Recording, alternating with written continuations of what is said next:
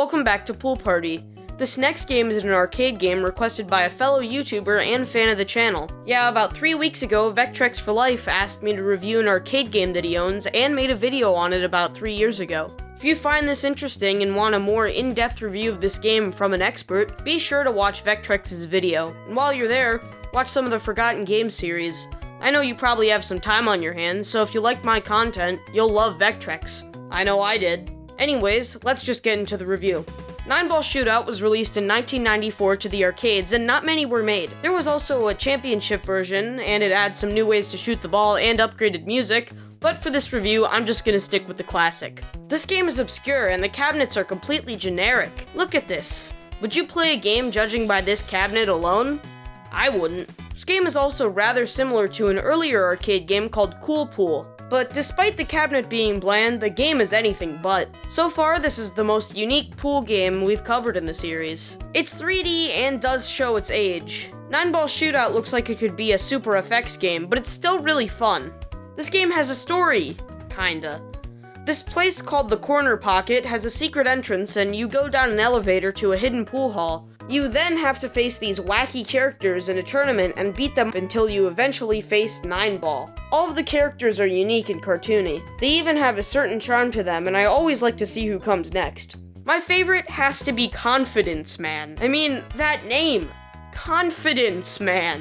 All of the characters have unique names that involve puns to do with pool or their personality, but nope, Confidence Man.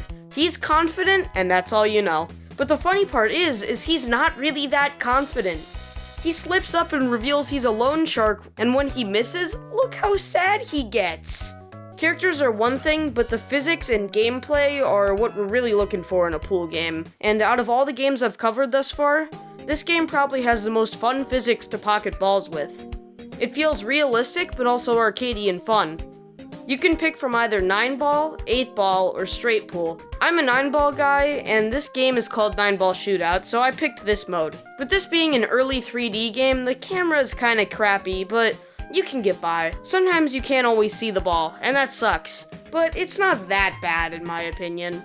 This game reminds me of an old computer game I used to play at a family member's house called Shuffle Puck Cafe. That game had the player playing games of air hockey against a bunch of crazy characters in a late-night cafe setting. That game was really weird and unique. I'd love to cover it someday, but you can see the parallels it has with Ball Shootout, right? The theming and characters are the standout aspect of both games. Other than that, Ball Shootout is a pretty standard game. Not much else to say. There isn't nearly as much customization as Championship Pool, but this is an arcade game, so it's good that they kept it simple for anyone to pick up. Another part of it being an arcade game is the difficulty. In later levels, it gets really hard. This, of course, was implemented to munch quarters from customers, as arcade games typically do. But I figure that since most people who play this game nowadays in MAME, this isn't an issue since you can always continue with the credit button. I like to chill out with infinite credits sometimes and just see how far I can get in an hour or so. And that's a pretty fun way to play this game.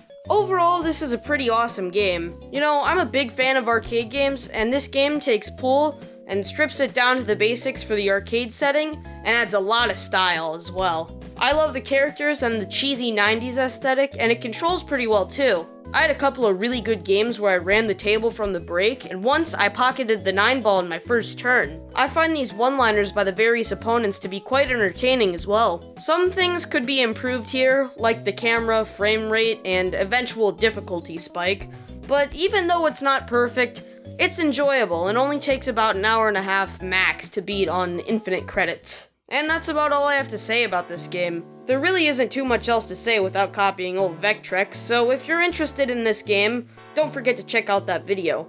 Next week is the last week of Pool Party, so I'd like to thank you all who've enjoyed the series so far and look forward to the conclusion.